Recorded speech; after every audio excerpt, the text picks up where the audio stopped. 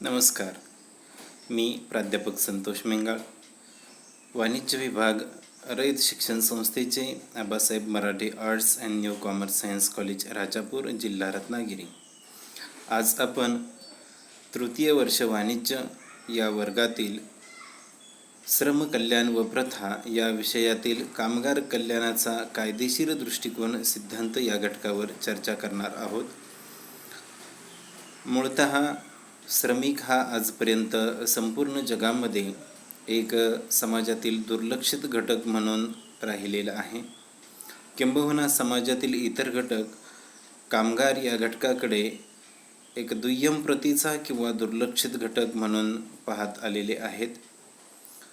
कामगार हा अर्थव्यवस्थेशी निगडीत असणारा एक महत्त्वाचा घटक मानला जातो.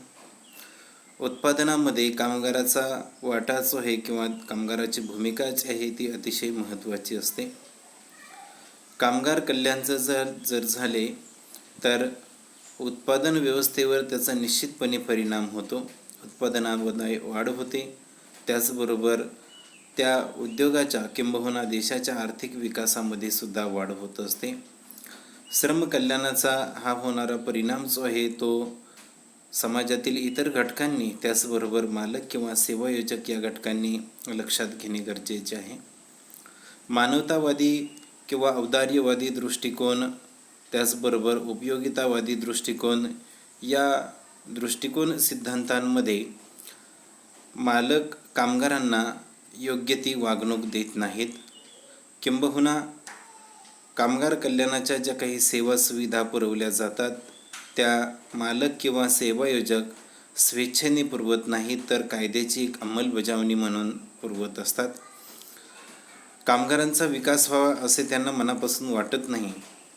जरी ते परस्परावलंबी असले किंवा एकमेकांवर अवलंबून असले तरीसुद्धा ते एकमेकांचे विरोधी घटक म्हणूनच आपली भूमिका निभावत असतात. मालक वर्ग तर सतत फक्त नफा कमवण्याच्या दृष्टीने कामगारांच्या किमान गरजा फक्त पूर्ण करण्याचा प्रयत्न करत असतात. त्यातही त्या गरजांमध्ये किंवा दिल्या जाणाऱ्या सुविधांमध्ये गुणवत्ता असतेच असे नाही. मालक किंवा सेवायोजक हे सतत नफ्याच्या पाठीमागे धावताना आपल्याला दिसून येतात आणि कामगार मात्र फक्त आपल्या किमान गरजा भागविण्याचा प्रयत्न करीत असतात. शिवाय श्रमिक किंवा मालक जे आहेत ते कामगार कल्याणाच्या दृष्टिकोनातून नवनवीन उपाययोजना जास्त करून राबवत नाहीत. परंपरागत चालत असलेल्या किमान ज्या काही श्रम कल्याणाचे उपक्रम आहेत तेच फक्त त्यांना दिले जातात किंवा किमान सुविधा फक्त त्यांना दिल्या जात असतात. कामगारांच्या प्रयत्नांमुळे किंवा कामगारांचे जर कल्याण झाले तर उत्पादनाची जी काही क्षमता असते ती उत्पादनाची क्षमता वाढत असते. यापूर्वीचे जे काही दृष्टिकोन सिद्धांत आहेत त्यामध्ये असे आपल्याला दिसून आलेले आहे. मानवतावादी किंवा औदार्यवादी दृष्टिकोन सिद्धांत, त्याच पद्धतीने उपयोगिता सिद्धांत या सिद्धांतांमध्ये श्रमिक आणि कुशल जे काही कामगार आहेत त्यांचा उत्पादन वाढीवरती परिणाम होतो याकडे लक्ष दिलेले नाही.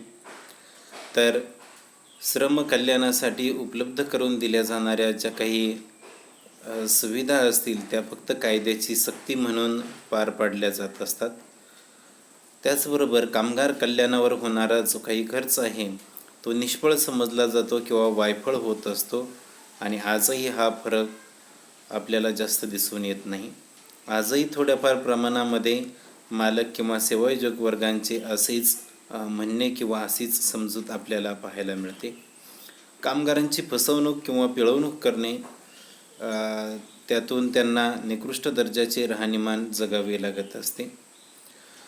त्यांची अवस्था जी आहे ती दयनीय झालेली आपल्याला पाहायला मिळते आणि श्रमिकांची दयनीय अवस्था ही आर्थिक विषमता निर्माण करत असते आणि यासाठीच कायद्याने श्रम कल्याण उपक्रम राबवण्याची सक्ती केलेली आपल्याला पाहायला मिळते.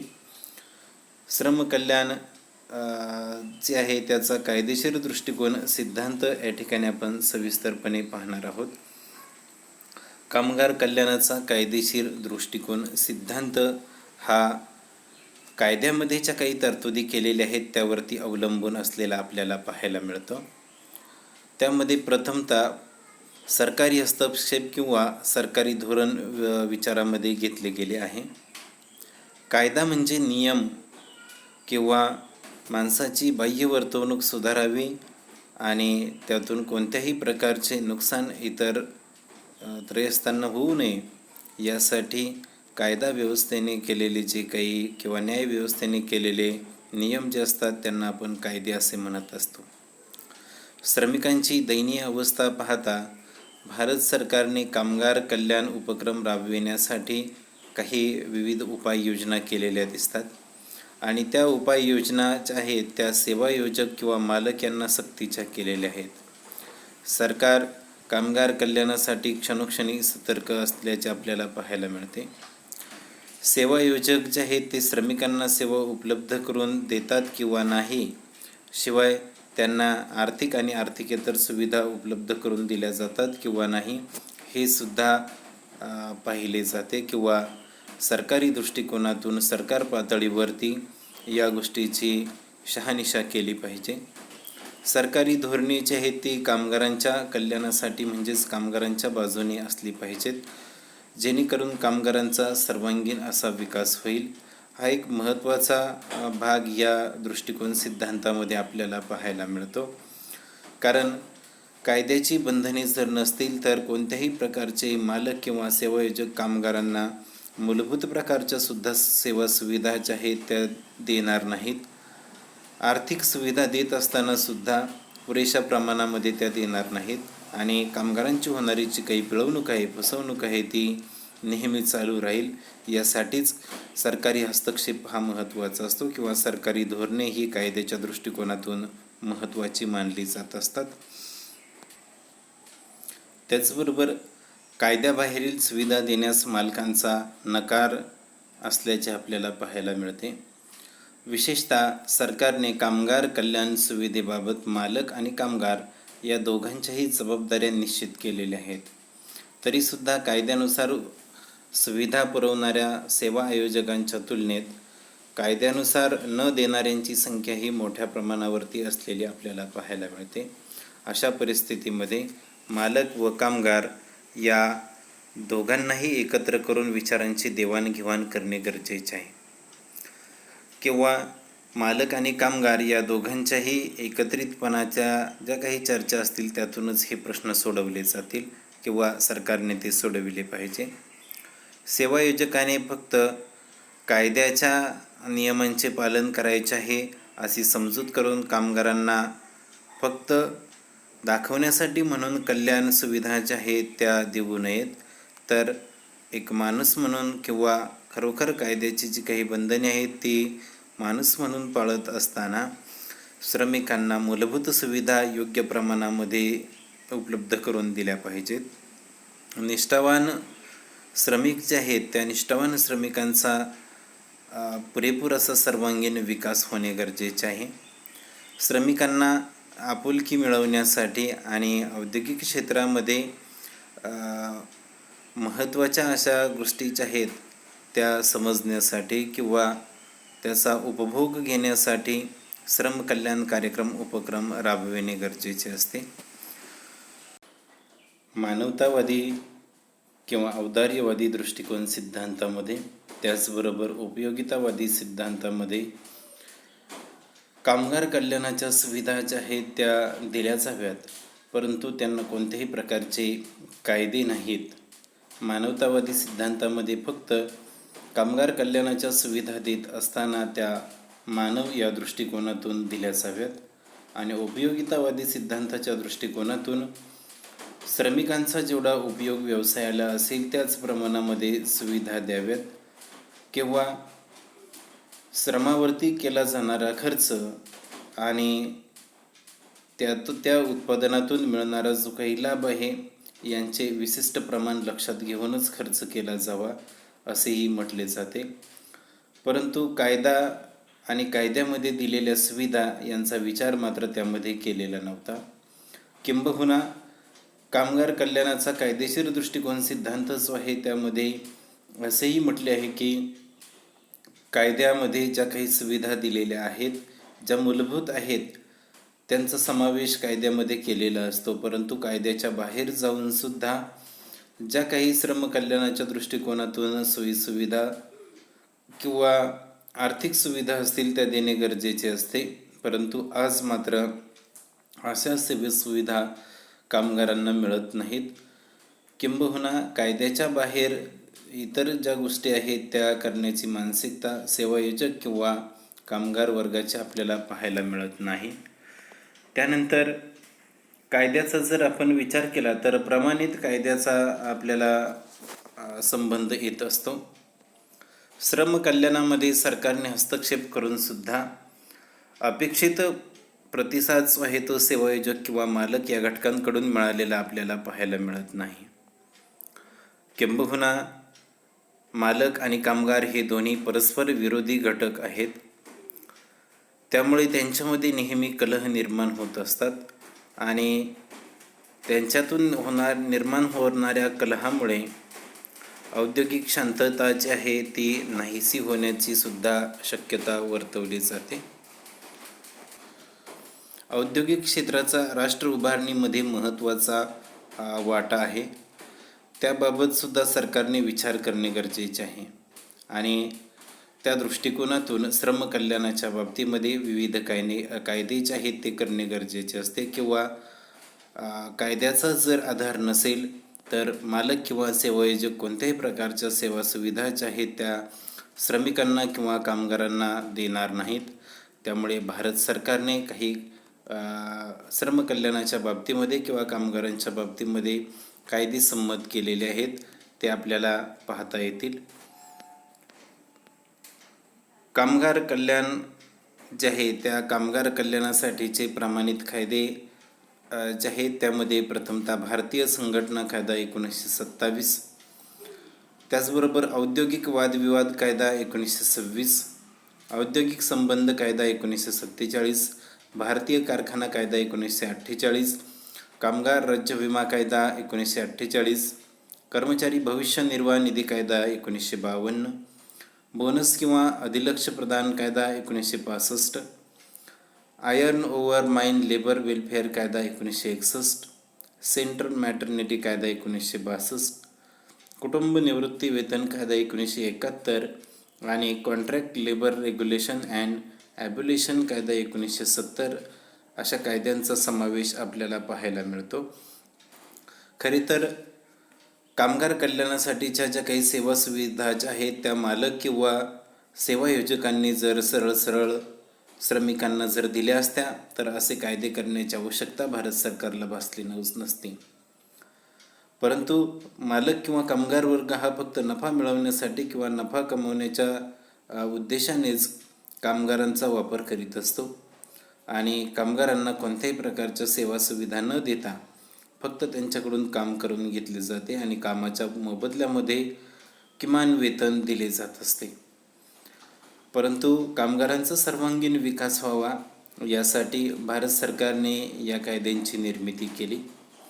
यामध्ये औद्योगिक वादविवाद कायदा आणि औद्योगिक संबंध कायदा जो आहे त्यामध्ये कामगार आणि मालक यांनी एकोप्याने राहिले पाहिजे. आपापसामध्ये कोणत्याही प्रकारचे वादविवाद होणार नाहीत किंवा कलह होणार नाहीत याची खबरदारी जी आहे ते मालक वर्गाने घेतली पाहिजे. कामगारांना जर पुरेशा सेवा सुविधा आणि पुरेसे वेतन जर दिले तर कामगार जे आहे ते कोणत्याही प्रकारे मोर्चे, टाळेबंदी किंवा हरताळ पाळणे अशा घटना करीत नाहीत. परंतु कामगारांना अनेक वेळा पुरेसे आर्थिक वेतन मिळत नाही, त्याचबरोबर आर्थिक इतर सेवा सुविधासुद्धा मिळत नाहीत. त्यानंतर भारतीय कारखाना कायदा जो आहे त्या भारतीय कारखाना कायद्यामध्ये कामाच्या ठिकाणी असणारी जी काही परिस्थिती असेल ती परिस्थिती, कारखान्यामध्ये काम करीत असताना कामगारांनी पाळावयाचे नियम, कामगारांना दिल्या जाणाऱ्या सोयी सवलती अशा अनेक गोष्टींचा उल्लेख या कायद्यामध्ये आपल्याला पाहायला मिळतो. कामगारांच्या भविष्याच्या दृष्टिकोनातून राज्य विमा कायदा आणि भविष्य निर्वाह निधी कायदा हे 2 कायदे महत्त्वाचे आहेत.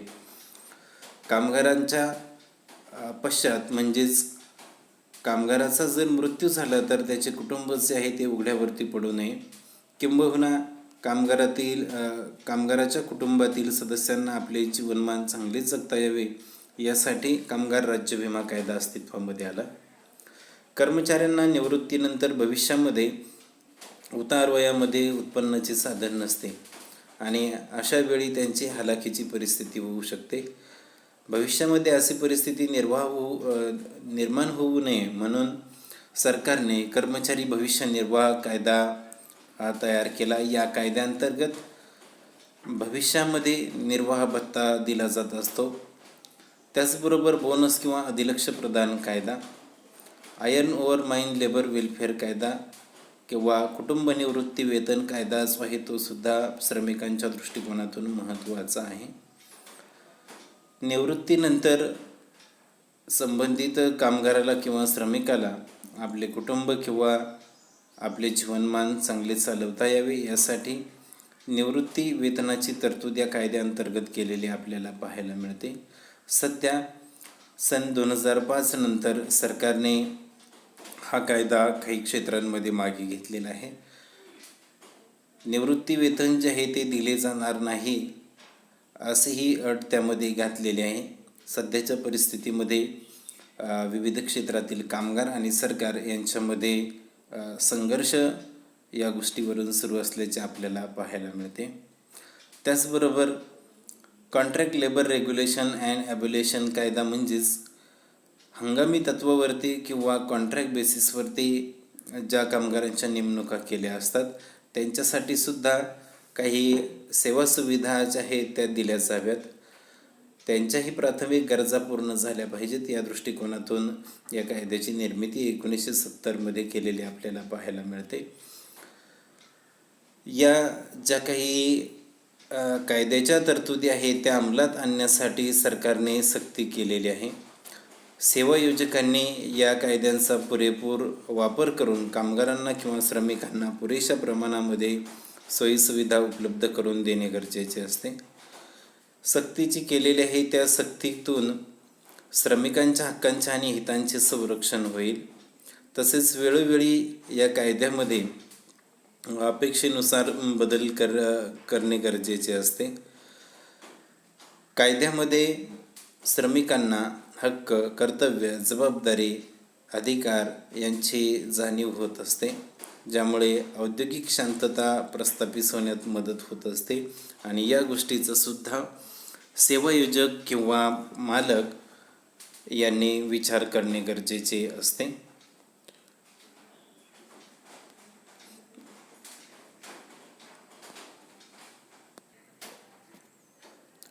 कायदेशीर दृष्टिकोन सिद्धांत हा तर्कशुद्ध, प्रांजळ आणि समाधानकारक असा आपल्याला पाहायला मिळतो. कारण कामगारांना दिल्या जाणाऱ्या सेवा सुविधा ज्या आहेत त्यांचा दर्जा, त्यांचे प्रमाण कायद्यामध्ये ठरवून दिलेले असते आणि या सेवा सुविधा मिळवण्यासाठी कामगार, त्याचबरोबर कामगार संघटना किंवा कामगारांसाठी काम करणाऱ्या इतर ज्या काही संस्था असतील यांच्या दबावातून दोन्ही वर्गांची मुक्तता झालेली आपल्याला पाहायला मिळते. अर्थहीन वादविवाद जे आहेत ते टाळण्याचा नक्कीच प्रयत्न यामध्ये केलेला असतो. प्रत्येक नाण्याला दोन बाजू असतातच. जसे या सिद्धांतामध्ये कामगारांच्या दृष्टिकोनातून दिल्या जाणाऱ्या सेवा सुविधा ज्या आहेत त्याची तरतूद कायद्यामध्ये केलेली आहे, तसेच या सिद्धांताला काही मर्यादासुद्धा आपल्याला पाहायला मिळतात. त्यामध्ये पहिली मर्यादा आहे की कायद्याचा अर्थ लावणे अवघड असते. श्रमिक हा जो आहे तो औद्योगिक क्षेत्राशी निगडीत असणारा किंवा औद्योगिक क्षेत्रावरती अवलंबून असणारा घटक विशेष करून मानले जात असते. औद्योगिक क्षेत्र ही सध्याच्या दृष्टिकोनातून विस्तारित आणि विकसित होत आहे आणि त्या पाठीमागे कामगार किंवा श्रमिक हा घटक एक महत्त्वाची भूमिका बजावत असतो. कामगाराला औद्योगिक क्षेत्र विस्तारित आणि विकसित करणारा सारथी असे सुद्धा म्हटले जाते. श्रमिकांचे हित जोपासण्याच्या विचारातून सरकारने कामगार कल्याणाच्या बाबतीमध्ये वेगवेगळे कायदे केलेले आपल्याला पाहायला मिळतात. परंतु या कायद्यामध्ये करण्यात आलेल्या तरतुदी साध्या आणि सोप्या नाहीत. त्या अतिशय क्लिष्ट किंवा तांत्रिक स्वरूपामध्ये मांडलेल्या आहेत. याउलट मालक किंवा सेवायोजक संबंधित कायद्याचा अर्थ जो आहे तो आपापल्या सोयीने लावून घेत असतात. अनेक वेळा श्रमिकांना कायद्याचा अर्थ लागत नाही. अशा वेळीसुद्धा सेवायोजक जे आहेत ते आपल्या हिताच्या दृष्टिकोनातून त्या कायद्याचा अर्थ लावण्याचा प्रयत्न करतात आणि श्रमिकसुद्धा आपापल्या परीने आपले जे काही हक्क अधिकार असतील ते मिळवण्यासाठी या कायद्यांचा अर्थ लावण्याचा प्रयत्न करत असतात किंवा तरतुदी ज्या आहेत त्या तरतुदींचा अर्थ लावून घेत असतात. आणि म्हणून दोन्ही पक्षामध्ये वादविवाद होण्याची दाट शक्यता असते. कारण प्रत्येकजण आपापल्या परीने आपल्या फायद्याच्या दृष्टिकोनातून या कायद्यातील काही गोष्टींचा अर्थ लावत असतात. त्यामुळे अनेक वेळा कायद्याचा अर्थ लावणे हे अवघड काम होऊन बसते आणि त्यातून सेवा सुविधा देत असताना सेवायोजक किंवा कामगार यांच्यामध्ये दुरावा निर्माण होण्याचे किंवा वादविवाद होण्याची शक्यता नाकारता येत नाही. हेही तितकेच महत्त्वाचे मानले जाते. या सिद्धांताची दुसरी महत्त्वाची मर्यादा म्हणजे सेवायोजक खर्चाच्या बाबतीमध्ये टाळाटाळ करतात.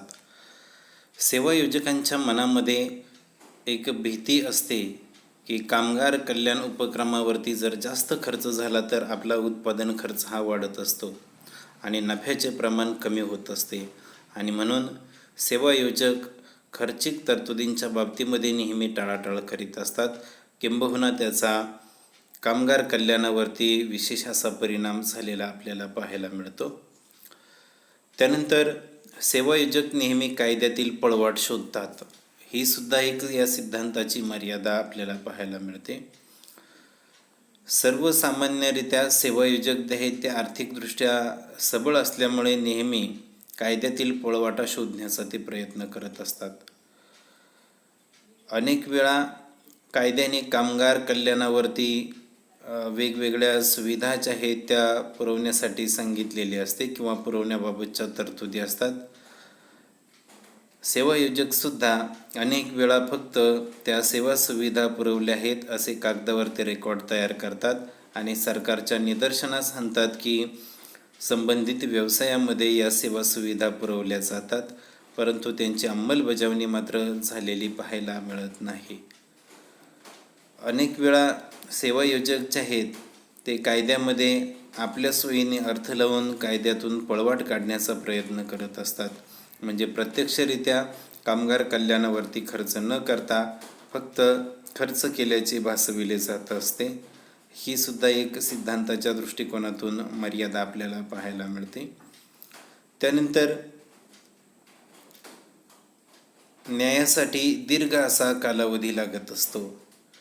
श्रमकल्याण उपक्रम राबवणे हे कायद्याने बंधनकारक जरी असले, सक्तीचे जरी असले तरीसुद्धा सेवायोजक जे आहेत किंवा उद्योजक जे आहेत ते श्रमकल्याण उपक्रम मनापासून राबविण्यासाठी तयार नसतात. आणि अशा परिस्थितीमध्ये एखाद्या श्रमिकाने जर सेवा सुविधा देण्याच्या संदर्भामध्ये त्यांच्यावरती जर खटला भरला असेल तर त्याचा निवाडा होईपर्यंत आपली जी काही न्यायव्यवस्था आहे त्या न्यायव्यवस्थेकडून न्याय मिळेपर्यंत जास्त कालावधी जात असतो किंवा दीर्घ कालावधी जात असतो. आणि तोपर्यंत तक्रार करता जो आहे तो संपण्याची सुद्धा दाट शक्यता नाकारता येत नाही.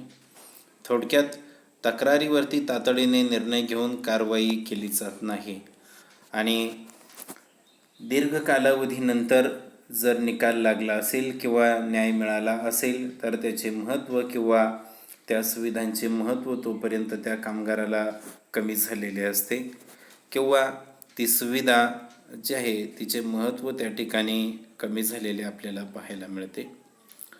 त्यानंतर स्थितीसापेक्ष कायद्यांचा अभाव आपल्याला यामध्ये पाहायला मिळतो. भारतामध्ये केंद्रीय पातळीवरती कायदे जे आहेत ते संसदेमध्ये तयार केले जात असतात. त्याचबरोबर राज्य पातळीवर काही कायदे जे आहेत ते राज्य विधिमंडळामध्ये पास झालेले आपल्याला पाहायला मिळतात. परंतु विधेयकांचे रूपांतर जे आहे ते जर कायद्यात करायचे असेल तर त्यासाठी विधेयक जे आहे ते एकाच वेळी दोन्ही सभागृहांमध्ये बहुमताने पास व्हावे लागत असते. एवढेच नव्हे तर पास झालेल्या विधेयकावर राज्यपाल आणि राष्ट्रपती यांनी स्वाक्षरी करून ते कायम करणे गरजेचे असते. म्हणजेच यामध्ये स्थितीसापेक्षता आपल्याला पाहायला मिळते आणि कायद्याचा अभाव या ठिकाणी आपल्याला पाहायला मिळेल. म्हणजेच प्रत्येक विधेयक हे दोनही सभागृहांमध्ये संमत होईलच असे नाही आणि संमत झाल्यानंतर सुद्धा शेवटी राज्यपाल आणि राष्ट्रपती यांनी त्यावरती स्वाक्षरी करणे हे सुद्धा गरजेचे असते. अनेक वेळा कामगारांच्या दृष्टिकोनातून किंवा कामगार कल्याणाच्या दृष्टिकोनातून आवश्यक असणारे जे काही विधेयके आहेत ती या लालफितीमध्ये अडकून पडतात आणि कामगारांना योग्य त्या सेवा सुविधा मिळत नाही, किंबहुना त्यांना अनेक काही गोष्टींमध्ये न्यायसुद्धा मिळत नाही. त्यानंतर सिद्धांताच्या मर्यादेमध्ये बदल होण्यासाठी दीर्घ कालावधी लागतो, ही सुद्धा एक महत्त्वाची अशी मर्यादा आपल्याला पाहायला मिळते. बदल हे सर्वांना हवेसे वाटतात किंवा बदल हे सर्वांनाच अपेक्षित असतात, पण एखादा बदल जर करायचा असेल तर त्यासाठी बदल करण्याच्या अगोदर शासकीय सामाजिक दबाव निर्माण करण्याची गरज असते का याचाही विचार करणे गरजेचे आहे. कारण एखादा बदल जर करायचा असेल तर त्याला असंख्य अशा अडचणी येत असतात आणि त्यानुसार सरकारच्या अखत्यारीत संबंधित कायदा आहे का याचाही विचार प्रथमतः आपल्याला करावा लागत असतो. जर असेल तर त्या संबंधित कायद्यामध्ये बदल होण्यासाठी 2/3 मताने ठराव पास होणे गरजेचे असते. कामगारांना किमान कामगार सुविधा जर गरजेनुसार मिळत असतील किंवा उपलब्ध करून देण्यासाठी संबंधित कायद्यामध्ये अपेक्षित बदल जर करायचा असेल तर कामगार आणि सेवा आयोजक या दोनही घटकांच्या संमतीची आवश्यकता असते आणि अनेक वेळेला फक्त यामध्ये बदल व्हावा अशी कामगारांची अपेक्षा असते, सेवा आयोजक मात्र त्याला तयार नसतात आणि अशा वेळेला ही प्रक्रिया जी आहे ती व्यापक आणि गुंतागुंतीची झालेली आपल्याला पाहायला मिळते. अनेक वेळा सेवा आयोजक जे आहेत ते सोयीस्कररित्या कायद्याची निर्मिती करण्याचा प्रयत्न करत असतात आणि ज्या वेळेला सोयीस्कररित्या कायद्याची परिस्थिती निर्माण किंवा कायद्याची निर्मिती करण्याचा प्रयत्न करतात त्यावेळेला कामगारांना अडचणी निर्माण होत असतात. सर्वसामान्यपणे मोठे आणि बलाढ्य उद्योगपती जे असतील ते निवडणुकीच्या कालावधीमध्ये पैसा पुरवून आपल्या सोयीनुसार नेत्यांच्या संगनमताने कायद्याची निर्मिती करण्याचा प्रयत्न करत असतात किंवा कायद्याची निर्मिती करून घेतात, जेणेकरून कायद्याच्या चौकटीमध्ये राहून सेवा आयोजकाचे हित जोपासले जाते, कायद्याचीही अंमलबजावणी झाली असे निदर्शनास येते. मात्र श्रमिकांच्या सेवा सुविधांवरती कोणत्याही प्रकारचा खर्च झालेला पाहायला मिळत नाही, किंबहुना श्रमिकांची पिळवणूक झालेली असते किंवा फसवणूकसुद्धा झालेली असते. ही सुद्धा या सिद्धांताची मर्यादा आहे असे आपणाला या ठिकाणी म्हणता येईल. या सत्रामध्ये आपण श्रमकल्याणाच्या बाबतीत कायदेशीर दृष्टिकोन सिद्धांत नेमका काय आहे, त्यामध्ये कोणते कायदे तयार केलेले आहेत आणि या सिद्धांताला असणाऱ्या मर्यादा या सविस्तर अभ्यासलेल्या आहेत. धन्यवाद.